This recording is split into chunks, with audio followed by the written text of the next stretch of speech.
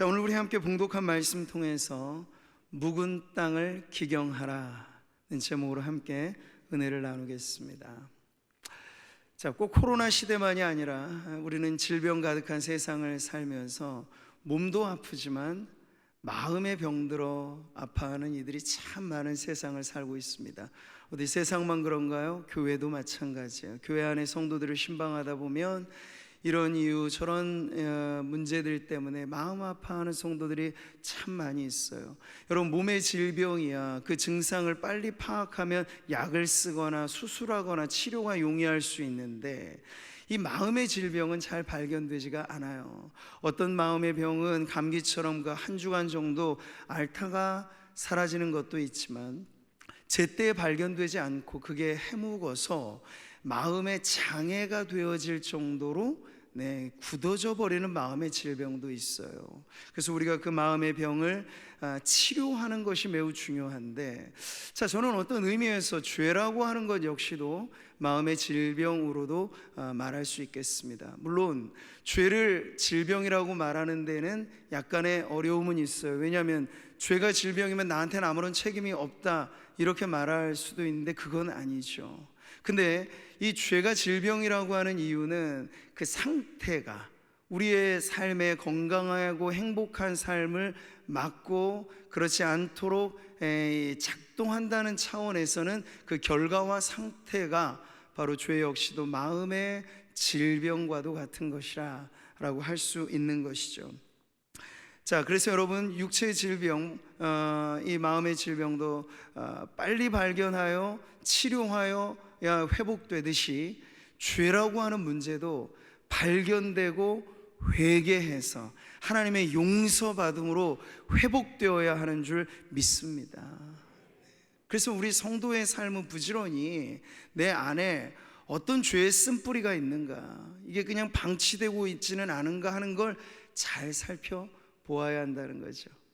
우린 지난 시간 호세아서 말씀을 통해서 하나님께로 돌아오기를 바라는 하나님의 그 마음, 그 가득한 마음을 우리가 함께 나눴는데, 오늘은 호세아서 말씀을 통해서 그렇게 하나님께 돌아올 때 해결해야 할 우리의 묵은 죄의 문제가 과연 무엇인가 하는 점을 함께 살피고 그것이 고쳐지고 회복되는 그런 은혜를 우리 말씀을 통해 성도들 받아 누리시기를 축복합니다.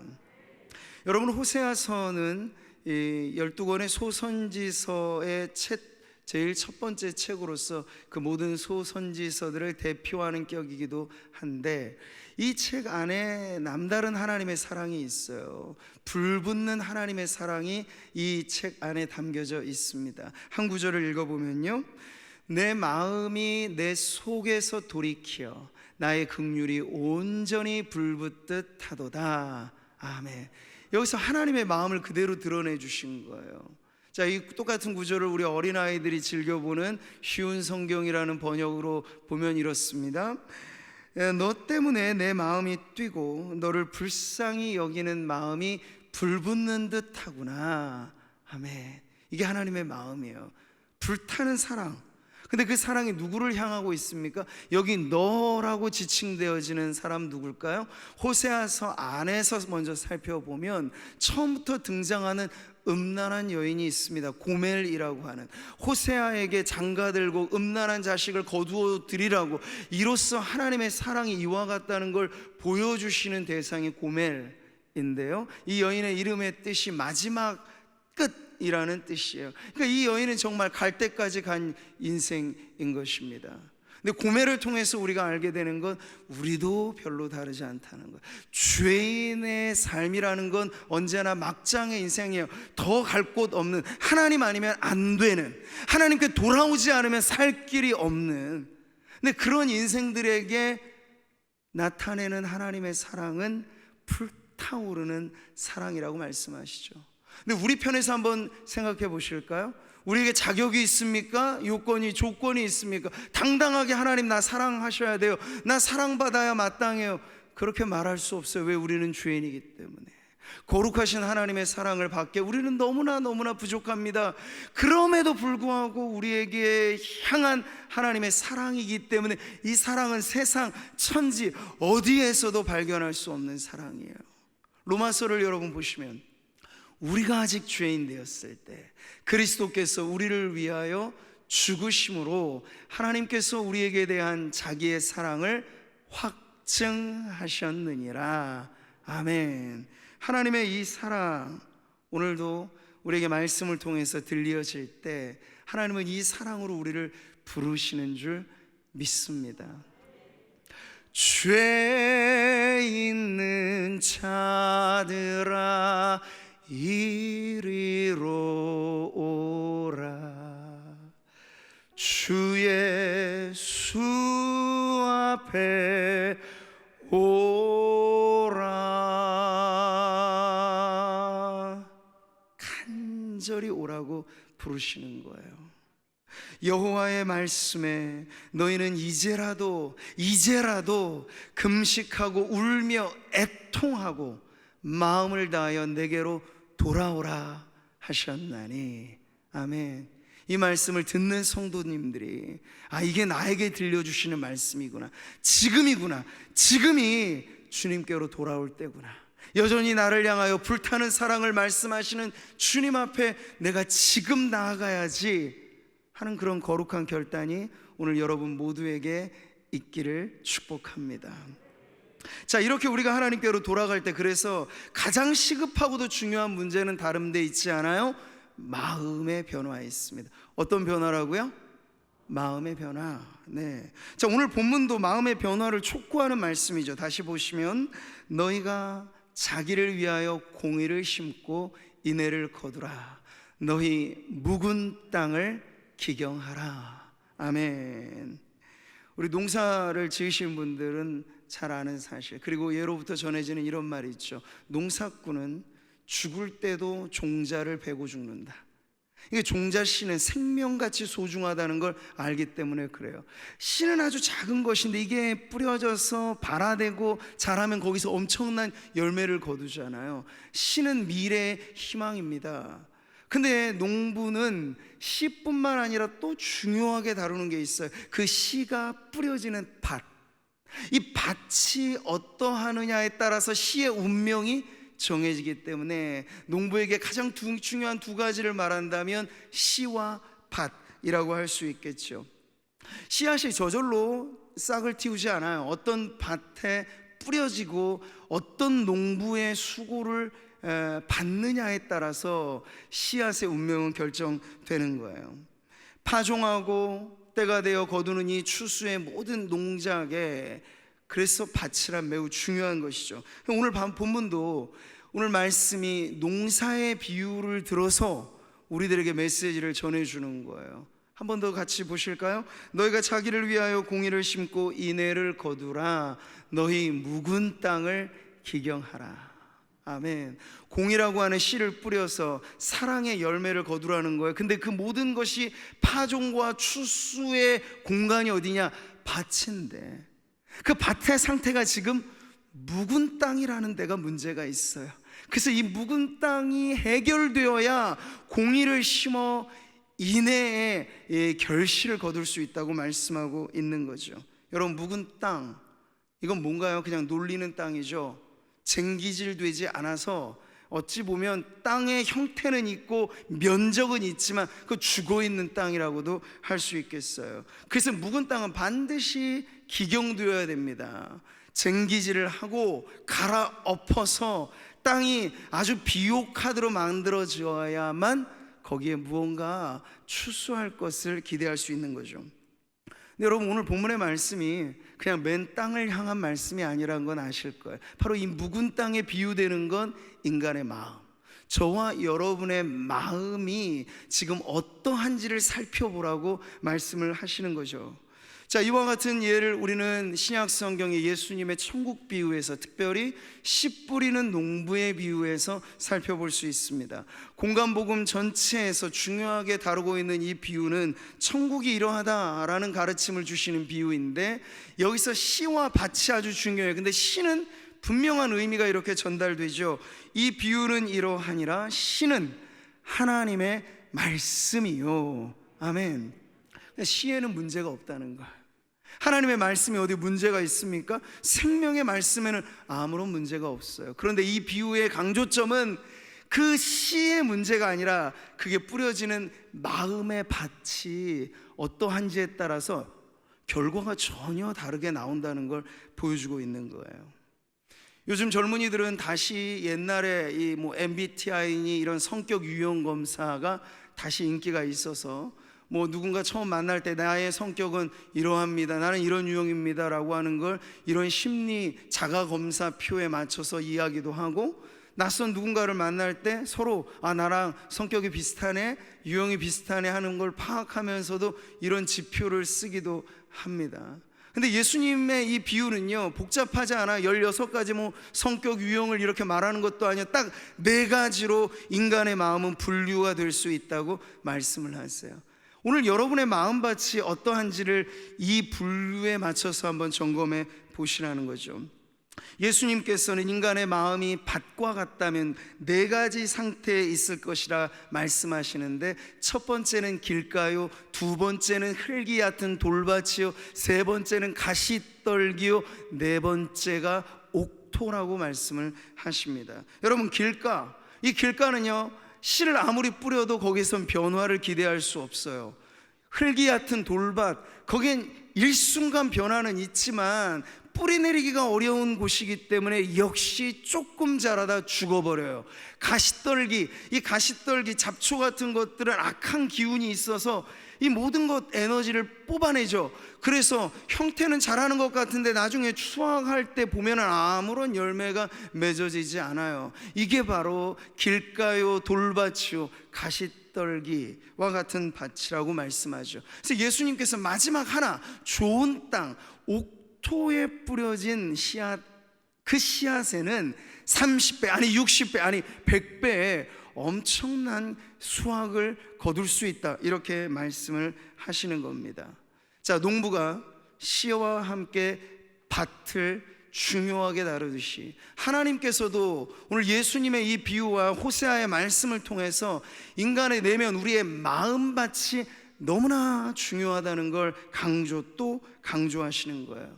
왜냐하면 여러분, 지금 이 순간도 마찬가지입니다. 저는 강단에서 말씀을 전하면 성도 개개인의 형편에 맞추지 못해요. 제가 신방을 가서, 가정신방을 가면 그 가정의 형편에 맞춰 위로도 하고 말씀을 권면도 하죠.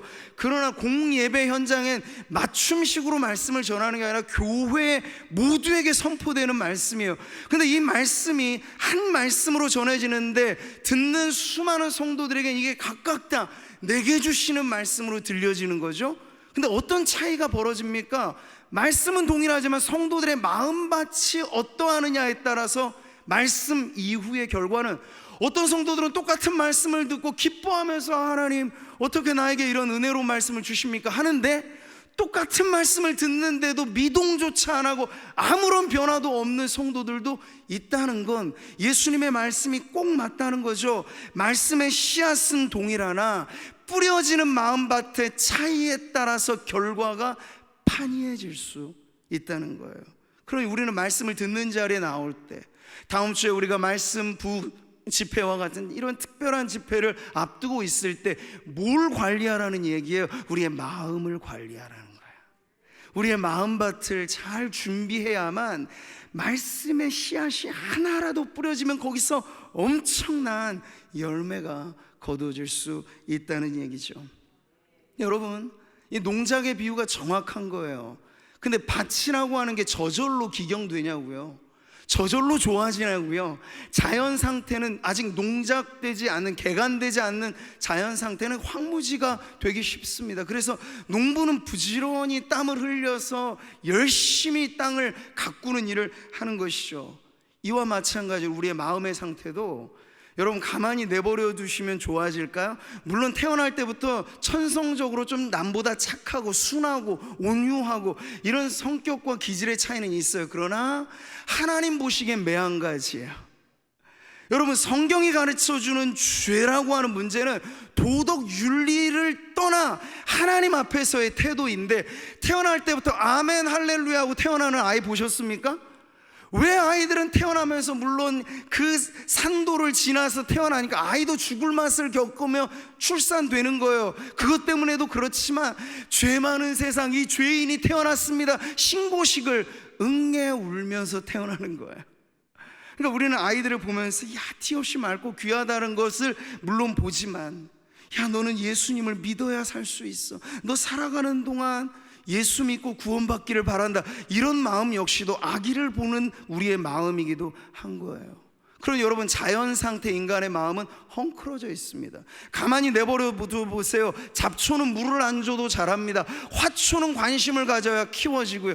인간의 마음밭이라고 하는 것도 똑같아요. 가만히 내버려두고 관리하지 않고 돌보지 않으면, 여러분 1년 전에는 여러분의 마음이 은혜로운 상태였을지 모르지만 가꾸지 않고 돌보지 않고 마음을 기경하지 않으면 무질서해지게 되고 단단해지고, 예전에 나 이러지 않았는데, 말씀을 듣는 내 수용력이 이렇게 강팍하지 않았는데 왜 지금은 그럴까? 네, 이유가 있어요. 마음을 가만히 내버려 두셨기 때문이에요. 기경해야 되는데, 안 그러면 묵은 땅이 되는데, 안 그러면 돌밭이 되고, 안 그러면 가시떨기 무성한 마음이 되는데 내가 그냥 방치시켜 둔 거예요. 그 책임은 누구에게 있습니까? 네, 내 마음의 관리는 나에게 순전히 책임이 있는 거죠. 죄된 상태는 오늘 성경의 말씀대로 묵은 땅의 비유가 됩니다. 에스겔서를 보시면요, 이 자손은 얼굴이 뻔뻔하고 마음이 굳은 자니라. 아멘. 죄인의 마음은 굳을 대로 굳어져 있어요. 묵은 땅처럼 굳은 마음은 죄인의 고집센 자존심이기도 해요. 그러니까 여러분, 세상에 그렇게나 온순하고 좋을 것 없고 법 없이도 살 수 있을 것 같은 사람도 복음으로 하나님께 돌아오지 않으면 하나님 앞에서 얼마나 강팍한지 몰라요? 하나님 앞에서 얼마나 자존심을 부리는지 몰라요? 하나님이 돌아와라 돌아오라 말씀을 하심에도 불구하고 난 안 갈 거예요, 난 하나님 필요 없어요, 나대로 살 거예요, 이게 고집센 자존심이 아니고 무엇입니까? 자연상태 인간의 마음은 그러하다는 거죠. 그래서 오늘 성경은 묵은 땅은 내버려 두면 안 되고 갈아엎어야 된다고 말씀을 하시는 거예요. 여러분, 지금의 내 상태가 어떠한지 자가 진단을 해보셔요. 어렵지 않을 겁니다. 우리는 이제 9월에 접어드는 1년만 하더라도 많은 시간을 지나왔습니다. 예배를 드리는 횟수만 해도 여러분 얼마나 많은 예배를 드리시고, 그 예배 때마다 늘 선포되어지는 하나님의 말씀만 하더라도 씨는 충분히 뿌려지고 있습니다. 그런데 이 말씀을 받는 우리의 마음밭에 그 씨가 자라고 있는지, 열매를 거두고 있는지를 돌아보아야 되는 거죠. 똑같은 예배 현장에 있으십니다만 말씀이 전해질 때 한 귀로 들리고 한 귀로 나간다, 이건 내 마음의 상태가 어떤지가 분명한 거죠. 길가와 같은 거예요. 길가와 같은 거예요. 뿌려지는 즉시로 새가 낚아챈다. 그 새를 예수님은 사탄에 비유하고 있어. 이건 엄청나게 무시무시한 말씀이죠. 우리가 말씀을 받아들이지 않으면 그 말씀은 떨어져 나가는 거예요. 아무런 작용을 하지 않고. 내 마음 어떠한지 살펴보라는 얘기죠. 말씀을 들을 때는 그 즉시로는 좋아요. 와, 너무 행복하다. 근데 예배당을 벗어나면서부터 그 말씀이 뭐였지? 설교 제목도 본문도 알 길이 없어요. 행방불명이에요. 돌밭 같은 거예요. 뿌리가 안 내려지는 거죠. 즉시로 기쁨으로 받으나 뿌리를 못 내리라고 주님 말씀하신 건 길가밭 같은 마음인 거예요. 또 하나, 말씀을 그래도 받고 길가보다는 나아서 계속 이 말씀이 자라기는 해요. 그런데 내 안에 방치된 가시떨기 같은 것들을 그대로 내버려둔 나머지 온통 기운이 다 가시떨기에게 뽑혀나가가지고 이 말씀의 씨앗이 자라간 마지막 자리에는 열매가 없어요. 그 잎만 무성한 무화과 나무 같은 거예요. 주님이 열매를 기대하시고 나무를 심으셨는데 추수 때 열매가 없다면 얼마나 허망하겠어요. 그런 마음은 가시떨기 같은 거예요. 사랑하는 성도 여러분, 오늘 주님이 묵은 땅을 기경하라고 하셨을 때 묵은 땅은 그냥 뭉뚱그려서 하는 말이 아니고 오늘 우리의 마음의 상태가 길가 같을 수도, 돌밭 같을 수도, 가시떨기 같을 수도 있어요. 그 각각의 변화가 일어나야 여러분 말씀은 파종한 이후에 발화되고 추수 때 엄청난 열매를 거두게 될 것입니다. 그래서 오늘 말씀을 통해서 결론하여 주님이 우리에게 들려주시는 말씀은 묵은 땅을 기경하라는 거예요. 묵은 땅을 어떻게 하라고요? 기경하라고요. 네, 그래야 공의를 심어 인애의 열매를 거둘 수 있습니다. 쟁기질 되지 않아 방치된 밭으로는 아무것도 할 수 없기 때문이죠. 근데 이 기경한다는 표현이 앞에 우리가 읽진 않았습니다. 11절에 보게 되면 비슷한 표현이 나와요. 돌을 부서뜨리라는 말씀이에요. 그러니까 기경한다는 게 여러분 그냥 여기 어디 요즘에 우리 텃밭도 가꾸고 그러잖아요. 그렇게 호미질 챙근챙근 이렇게 하면서 그런 아기자기한 이야기 정도를 하는 게 아니야. 굳을 대로 굳어져 있는데 이 작은 호미질 가지고 되겠어요? 쟁기를 가지고 내 힘 가지고 안 되면 결의소를 동원해서든지 파내야 되는 거죠. 그러니까 부서뜨리라는 말씀이에요. 성경에 보면 하나님이 상한 심령을 좋아하신다고 했죠. 그 상한 심령이 뭡니까? broken heart예요. 깨어지고 부서진 마음이에요. 기경된 마음이죠. 기경된 마음이에요. 그러니까 길가같이 단단한 마음은 여러분 가만히 내버려두면 소망 없는 마음이요, 갈아엎어야 합니다. 돌밭 있는데 그대로 내버려두면 되겠습니까? 돌은 골라내야 돼요. 빼내야 돼요. 가시떨기는 더 심각하죠. 그래서 예수님께서는 그 가시떨기가 뭐라고 하는 걸 이렇게 말씀하셨어요. 세상의 염려와 재물의 유혹과 기타 욕심이 들어와 말씀을 막아 결실하지 못하게 되는 자요. 아멘. 가시떨기가 여러분 뭐라고요? 우리의 마음 안에서 독버섯처럼 자라나는, 손대지 않아도 알아서 크는 그것이 바로 염려, 유혹, 욕심이에요. 이게 세상에만 있는 마음입니까? 오늘 우리 안에도 있잖아요. 염려, 유혹, 욕심. 이건 가시떨기 같은 것들인데 이거 뽑아내지 않으면요, 말씀을 들을 때는 좋아요. 말씀이 어느 정도 잘하기도 해요. 그런데 가다 보면 결국 염려에 지쳐, 걱정에 지쳐, 유혹에 시들어져 열매를 거두지 못하게 될 것입니다. 그러니 가시떨기는 어떻게 해야 돼요? 뽑아내야 돼요. 뿌리째 뽑아내야 돼요. 이렇게 단단한 지 표면은 파헤치고 돌과 가시떨기는 제거하는, 그것이 바로 묵은 땅을 기경하는 것입니다. 예수님께서 그래서 기경된 마음에 대해서 이렇게 말씀하셨어요. 같이 보시죠. 좋은 땅에 있다는 것은 착하고 좋은 마음으로 말씀을 듣고 지키어 인내로 결실하는 자니라. 아멘. 하나님의 생명의 말씀이 뿌려져 열매를 거두기에 좋은 밭은, 주님이 말씀하시는 건 좋은 마음이에요. 착한 마음이에요. 유순한 마음이에요. 마음의 단단함이 굳지 않고 어린아이의 살갗처럼 부드러운 마음이라고 말씀을 하시죠. 그래서 이 좋은 마음으로 말씀을 듣는 성도여야 말씀을 받고 간직하고 인내로서 열매를 거둘 때까지 하나님의 놀라운 은혜의 역사가 말씀과 함께 일어나게 된다는 것이죠. 사랑하는 성도 여러분, 오늘 묵은 땅을 기경하라는 이 말씀은 명령이자 동시에 기회입니다. 그래서 오늘 말씀이 어떻게 붙어 있는지를 보세요. 너희 묵은 땅을 기경하라. 지금이 곧 여호와를 찾을 때니. 아멘. 묵은 땅을 기경하는 것으로서 우리는 하나님의 은혜를 기대할 수 있다는 거예요. 여러분, 묵은 땅으로서 좋은 땅으로 우리의 마음을 바꾸어가면서 우리는 하나님을 찾아야, 굳은 마음을 제하고 부드러운 마음으로 간절히 하나님을 찾아야 한다는 것이 오늘 말씀의 핵심이죠. 보라, 지금은 은혜 받을 만한 때요, 보라, 지금은 구원의 날이로다. 아멘. 누구에게 이 말씀이 적용될까요? 묵은 땅이 기경되는 인생에게. 지금이 하나님을 만날 절호의 찬스라는 거예요. 호시절이 따로 없어요. 우리는 세상을 보면서 내 인생 어떻게 살까를 궁리할 수 있겠습니다만 우리의 영혼의 삶은 주변에 되어지는 여건에 따라서가 아니라 하나님의 말씀이 우리에게 뿌려질 때 그로써 일어나는 변화로서 행불행이 결정되는데, 오늘 하나님께서는 마음의 밭이 기경될 때 그때가 곧 은혜 받을 때고 그때가 곧 하나님을 만날 때라고 말씀을 하십니다. 여러분, 마음을 기경하는 것, 돌을 골라내고 가시를 뽑아내고 굳어질 대로 굳어진 마음을 파헤치고, 이게 회개가 아니고 무엇이겠어요? 회개란 그런 것입니다.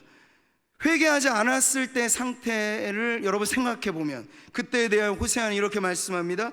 너희는 악을 밭가라 죄를 거두고 거짓 열매를 먹었나니. 네, 죄악의 거짓된 열매만 수확했던 우리의 인생살이 돌이키고 뉘우치고 그것을 하나님 앞에 고하는 것이 회개라고 하는 것이죠. 회개는 일종의 마음의 쟁기질입니다. 여러분의 마음을 가만히 내버려 두는 게 회개가 아니고 우리의 마음을 갈아엎는 것이 회개예요. 가만히 내버려 두면 우리는 죄로 단단해질 뿐이고, 가만히 내버려 두면 죄의 가시덩기가, 죄의 쓴뿌리가 우리의 마음을 장악할 것입니다. 그러니 회개하고자 하면 가만히 마음을 내버려 둬서는 안 돼요.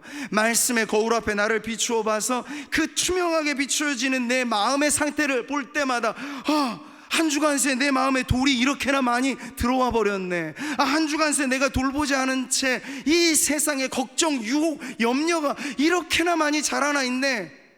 그걸 여러분 깨달을 때마다 빼내고 캐내고, 그래서 마음의 쟁기질을 하는 것이 회개하는 마음, 좋은 마음, 옥토 같은 마음인 줄 믿습니다. 회개하는 시간이 여러분 하나님을 만나는 시간입니다. 너희는 여호와를 만날 만한 때에 찾으라. 가까이 계실 때 그를 부르라. 악인은 그의 길을, 불의한 자는 그의 생각을 버리고 여호와께로 돌아오라. 아멘. 그냥 오라는 말씀이 아니잖아요. 악인은 그 생각 버리고 가시떨기 빼고, 불의한 자는 그의 생각 버리고 바꾸고 돌을 걷어내고 그렇게 오라는 거예요. 묵은 땅을 기경하여 하나님 앞에 나오라고 말씀하고 있습니다. 오늘 우리는 매 주일의 예배만이 아니라 특별하게 하나님께서 준비하신 이러한 은혜의 잔치상을 대하기에 앞서, 여러분, 오늘 우리는 이번 한 주간 살면서 기도하시되 우리의 마음밭이 개간되고 마음밭이 기경되기를 위해서 기도해야 될 줄 믿습니다. 왜냐, 변화된 마음에 하나님의 은혜는 언제나 한결같이 임하게 되기 때문이에요. 오늘 말씀의 결론이 그렇죠. 마침내 여호와께서 오사 공의를 비처럼 너희에게 내리시리라. 아멘.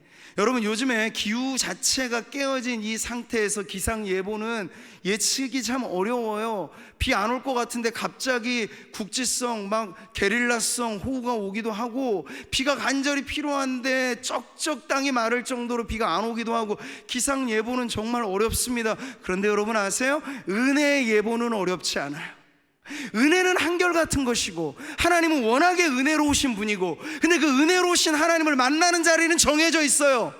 그냥 그 소가 뒷걸음질 치다가 엄격결에 쥐 잡는 격으로 은혜 받는 것 아니에요. 은혜는 일정해요. 주님이 말씀하시잖아요. 그의 나타나심은 새벽빛같이 어김없나니 비와 같이 땅을 적시는 늦은 비와 같이 우리에게 임하시리라. 아멘. 여러분, 하나님이 은혜롭지도 못하시고 나에게 대해서는 하나님이 정말 인색하셔서 은혜 안 주신다, 그런 성도 있으면 한번 나와보세요. 없어요. 그러지 않아요. 차이는 우리에게 있어요. 하나님은 일정한 은혜를 아침에 이슬처럼, 때로는 이른 비 늦은 비처럼 흡족하게 주시는데, 우리의 마음이 말이죠, 기경되지 않아서, 은혜 받을 마음의 준비가 전혀 되어 있지 않아서, 여러분 보세요. 이 컵이 구멍이 뚫려 있으면 이 위에 물을 아무리 부어봐도 숭숭 다 빠져나갈 거 아니에요. 여러분에게 들려지는 말씀이 은혜가 된다는 것은 내 마음의 밭이 기경될 때 일어나는 변화인 줄 여러분 믿으시기를 바랍니다. 목사로서 제가 서서 허튼 소리 하면 그 책임은 저한테 돌아올 거예요. 그러나 제가 하나님의 말씀이 진리인 줄 믿어 그 진리의 말씀을 여러분에게 전하는 것이 사실이라면 이 말씀으로 은혜를 못 받는 성도가 있다는 것, 여러분의 각자의 몫이 하나님 앞에 계수될 때가 있을 것입니다. 그래서 진리의 말씀이 내 귓가에 들려올 때 이것이 은혜되지 않는다면 여러분의 마음의 상태를 돌아보세요. 하나님, 내 마음이 주님 앞에 길가밭 같아서 목사님의 말씀을 들어도 이게 즉시로 어디 가는지 모르게 누가 빼내가는 것 같아요. 그럼 길가라는 얘기예요. 파헤치시기를 바랍니다. 그래서 때로는 회개의 눈물도 필요한 거예요. 가슴 아프니까 하나님, 내가 왜 이렇게 단단하게 굳어질 대로 굳어져 있는지. 예전에 여러분 안 그랬잖아요. 예전에 우리가 처음 주님 만났을 때는 무슨 대단한 말씀을 들어서 은혜 받았습니까? 성경을 읽고 성경을 쓰고 말씀을 그저 묵상만 해도 그게 은혜가 되었던 때는 여러분의 마음밭이 좋았던 때예요. 그런데 지금은 세상 온 군대, 여러분 우리 교회만이 아니라 유튜브에서도 좋아라 하는 말씀은 얼마나 많이 청취합니까? 근데 여러분 물어보세요. 그 좋은 말씀들 듣고 여러분이 좋아지고 있습니까? 여러분의 삶이 좋아지고 있습니까? 열매를 맺고 있습니까? 그냥 듣고 마는 건 아니에요. 유행가요 듣고 아 좋다라는 정도로 설교 듣는 건 아무런 은혜가 아니에요. 하나님의 말씀을 우리가 듣고 열매를 맺어야 그것이 은혜의 결과인 줄 믿습니다. 하나님, 내 마음이 기경되게 하소서. 그래서 하나님의 말씀이 들려지고 선포되어질 때마다 그 말씀이 내 인생을 뒤집어 놓고 그 말씀을 통해서 내게 생명의 열매들이 가득히 맺어지도록 하나님 축복하소서. 이런 마음으로 여러분 기도하시면서 말씀이 은혜롭게 내 마음밭에 뿌려지고 그것이 열매가 거두어져 하나님께 영광을 돌리며 살아가는 우리 모든 성도들 되시기를 주님의 이름으로 축복합니다.